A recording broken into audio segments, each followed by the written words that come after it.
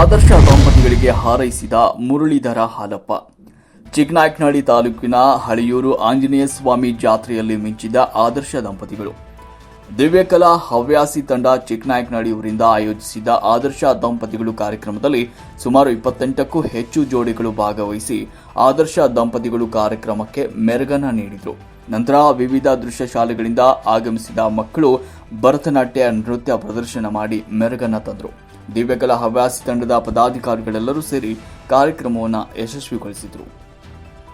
ವರದಿ ಶ್ರೀರಂಗ.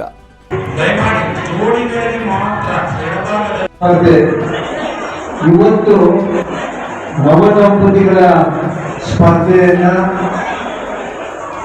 ಈ ವೇದಿಕೆ ಮೇಲೆ ನಡೆಸಿಕೊಳ್ಳಲಾಗ್ತಿದೆ.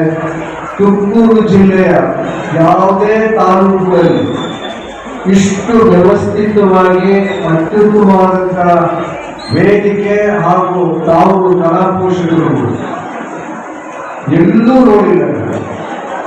ನಾಡಿನಾದ್ಯಂತ ಯಾವತ್ತೂ ಸಹಿತ ಸತತವಾಗಿ 31 ವರ್ಷ ನವದಂಪತಿಗಳ ಸ್ಪರ್ಧೆ ಮಾಡೋದು ಅಂತ ಹೇಳಿದ್ರೆ ನಿಜವಾಗ್ಲೂ ಸುಂದರ ಮಾತಲ್ಲ.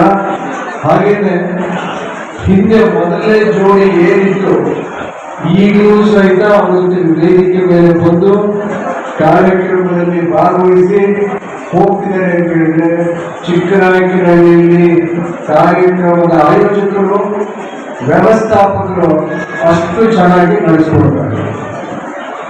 ಇದು ನಮ್ಮ